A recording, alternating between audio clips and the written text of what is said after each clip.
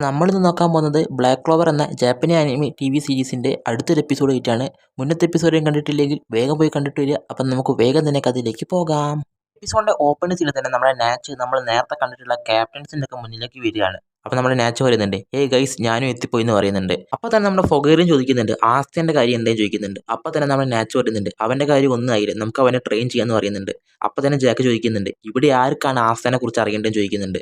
അപ്പൊ തന്നെ നമ്മുടെ സാരി പറയുന്നുണ്ട്, ആസ്തനെ കിട്ടി കഴിഞ്ഞിട്ടുണ്ടെങ്കിൽ എനിക്ക് ഒരുപാട് എക്സ്പെരിമെന്റ് ചെയ്യാൻ പറ്റും, അവനെ വെച്ചിട്ട് ഒരുപാട് മാജിക്കൽ ഐറ്റംസും പുതിയ സാധനങ്ങളൊക്കെ കണ്ടുപിടിക്കാൻ പറ്റും നമ്മുടെ സാരി പറയുന്നുണ്ട്. അപ്പൊ തന്നെ നമ്മുടെ സെക്കെ, ഇവന്മാർക്ക് എന്താ തലയ്ക്ക് എന്തെങ്കിലും ഭ്രാന്തുണ്ടോ? ഇത്രയും കാലം ആ കിങ്ങിന്റെ ആ മണ്ടൻ കിങ്ങിനെ പറ്റിച്ച് സുഖിച്ച് ജീവിച്ചുകൊണ്ടിരുന്ന എന്നെ പിടിച്ചിട്ട് ഈ ഒരു പരിപാടിക്ക് കൊണ്ടുപോകാൻ ഇവന്മാർക്ക് എന്താ വട്ടുണ്ടോ എന്ന് ചോദിക്കുന്നുണ്ട്.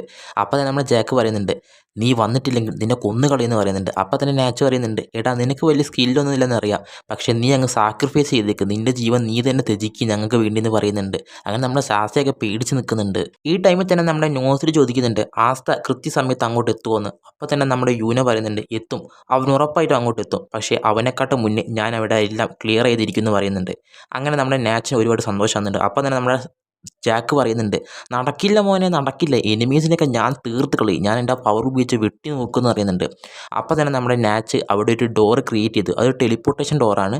അതുവഴി ഇവരെല്ലാവരും കൂടെ പോകുന്നുണ്ട്. പിന്നെ കാണിക്കുന്നത് നമ്മൾ കഴിഞ്ഞ എപ്പിസോഡിൽ കണ്ട ആ ഒരു മഞ്ഞ മൂടിയിട്ടുള്ള ആ കാസിലില്ലേ അവിടേക്കാണ്. ഈ ടൈമിൽ തന്നെ നമ്മുടെ കാസിലുള്ള മോറിസിന് ഇത് അറിയുന്നുണ്ട്. മോറിസ് നേരെ ഒരു ക്ലോക്ക് ടവറിൻ്റെ മുകളിലേക്ക് നോക്കുന്നുണ്ട്. എന്നിട്ട് അവൻ പറയുന്നുണ്ട് അവർ വന്നിട്ടുണ്ടെന്ന്. അപ്പോൾ തന്നെ ആ ക്ലോക്ക് ടവറിൻ്റെ മുകൾ ഭാഗമാണ് കാണിക്കുന്നത്. ആ മുകൾ ഭാഗത്ത് ഒരുപാട് സിറ്റിസൺസ് വന്നിട്ടുണ്ട്, അതായത് സ്പേഡ് ഖണ്ഡത്തിലെ ആളുകളാണ് ഇവരെല്ലാവരും കൂടെ അവിടെ സമരം വരെ നിൽക്കുന്നുണ്ട്. ഇവർ പറയുന്നുണ്ട്, 17 വർഷങ്ങൾക്ക് മുമ്പ് ഞങ്ങളുടെ കിങ്ങിനെ കൊന്നു, നിന്നെ ഒരിക്കലും ഞങ്ങളൊരു കിങ് ആയിട്ട് കൺസിഡർ ചെയ്യുന്നില്ല, നിങ്ങൾ ഞങ്ങൾ ഒരുപാട് ദ്രോഹിച്ചിട്ടുണ്ട്, നിങ്ങൾ ഞങ്ങളുടെ ശക്തികൾ യൂസ് ചെയ്തു, നീ ഒരു ചീറ്ററാണ്, നിന്നെ ഞങ്ങൾ ഒരിക്കലും ഒരു കിങ് ആയിട്ട് കാണുന്നില്ലെന്ന് പറഞ്ഞിട്ട് ഇവരെല്ലാവരും കൂടെ അവിടെ കിടന്ന ഒരു സമരം പോലെ ആ കേസിലേക്ക് വിളിച്ചു പറയുന്നുണ്ട്. അങ്ങനെ ആ സ്പേഡ് ഖണ്ഡത്തിൻ്റെ ഒരു ഡോറാണ് കാണിക്കുന്നത്. ആ ഡോറിൻ്റെ അവിടെ നിന്ന് പെട്ടെന്ന് തന്നെ ഒരാൾ അലർച്ചയൊക്കെ കേട്ടിട്ട് പെട്ടെന്ന് അവിടെ ഒരു ബ്ലാക്ക് ഹോൾ ക്രിയേറ്റ് ചെയ്യുന്നുണ്ട്.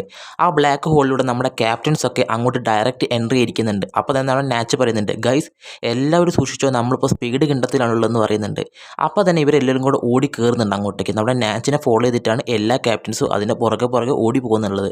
അതിന് മുന്നേ ഈ നാച്ച് ഇവിടെ എത്തുന്നതിന് മുന്നേ ഉള്ള ഒരു ചെറിയ ഫ്ലാഷ് ബാക്കാണ് ഇവിടെ കാണിക്കുന്നത്. അപ്പം തന്നെ ഒരു നമ്മുടെ നാച്ചിനോട് ചോദിക്കുന്നുണ്ട്, നാച്ച് ഇത്രയും കാലം നീ ഇവിടെ അല്ലായിരുന്നു, നീ സ്പീഡ് ഖണ്ഡത്തിലായിരുന്നു, അവിടെ നിന്ന് എങ്ങനെ ആ റെസിസ്റ്റൻറ്റ് ടീം, അതായത് നമ്മൾ നേരത്തെ കണ്ട ആ സിവിലിയൻസിൻ്റെ ടീമില്ലേ, അവരെ നീ എങ്ങനെ റെഡി ആക്കി എടുത്തു എന്ന് പറയുന്നുണ്ട്. അപ്പോൾ തന്നെ അവിടുത്തെ ഒരു മെയിൻ ലീഡറെ കാണിക്കുന്നുണ്ട്. പറയുന്നുണ്ട്, നാച്ച് നിങ്ങളെ ഞാൻ ഒരുപാട് ട്രസ്റ്റ് ചെയ്യുന്നുണ്ട്, അതേപോലെ തന്നെ യൂനോയും. പെട്ടെന്ന് തന്നെ ഇവർ നിന്ന് ആ ക്ലോക്ക് ടവറിൻ്റെ ഭാഗം കുലുങ്ങുന്നുണ്ട്. പെട്ടെന്ന് ആ മണ്ണൊക്കെ പൊളിച്ച് ഒരു വലിയ ഡീമൻ പുറത്തേക്ക് വരുന്നുണ്ട്.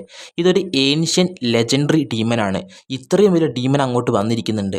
അപ്പോൾ തന്നെ നമ്മുടെ ജൂലീസിനെ കാണിക്കുന്നുണ്ട്. നമ്മുടെ ജൂലീസ് പറയുന്നുണ്ട്, ഇതൊക്കെ നിങ്ങളുടെ വെറും അഹങ്കാരം മാത്രമാണ്, നിങ്ങളെ സംരക്ഷിക്കാൻ വേണ്ടി ഏതോ ഒരുത്തൻ കാസിലേക്ക് എൻട്രി ആയിട്ടുണ്ടെന്ന് എനിക്ക് മനസ്സിലായിട്ടുണ്ട്, അതുകൊണ്ട് തന്നെയാണ് നിങ്ങൾ ഇങ്ങനെ കളിക്കുന്നത്. നിങ്ങളൊന്നും സ്പീഡ് ഖണ്ഡത്തിന് പറ്റിയ ആളുകളല്ല, നിങ്ങളെ എല്ലാവരെയും ഞാൻ ആ ഡീമനെ കൊണ്ട് കൊല്ലിക്കും, എല്ലാത്തിനെയും നശിപ്പിക്കും. ഈ സ്പീഡ് ഖണ്ഡം എന്ന് പറയുന്നത് സ്ട്രോങ്ങർ ആയിട്ടുള്ള ആൾ മാത്രം മതി. അപ്പോൾ തന്നെ നമ്മൾ ഫൊഗേറിയും ചോദിക്കുന്നുണ്ട്, നാച്ച് ഇവരെ എല്ലാവരെയും ആ ഡീമനെ കൊണ്ട് കൊല്ലിക്കുമോ? അപ്പോൾ തന്നെ നമ്മുടെ നാച്ച് ഒരു ചിരിയിരിക്കുന്നുണ്ട്. ഈ ഡീമൻ നേരിട്ട് വരുന്ന ആ ടൈമിൽ തന്നെ ഒരാൾ ഓടി വന്നിട്ട് ആ ഡീമൻ്റെ മോന്തയ്ക്ക് തന്നെ ഒരു പഞ്ച് കൊടുക്കുന്നുണ്ട്. അത് വേറെ ആരുമല്ല, നമ്മുടെ മെറിലിയോൺ ആയിരുന്നു. നമ്മുടെ മെറിലിയോൺ ആ ബാറ്റിലേക്ക് ഡയറക്റ്റ് ആയിട്ട് തന്നെ എൻട്രി ആയിരിക്കുകയാണ്.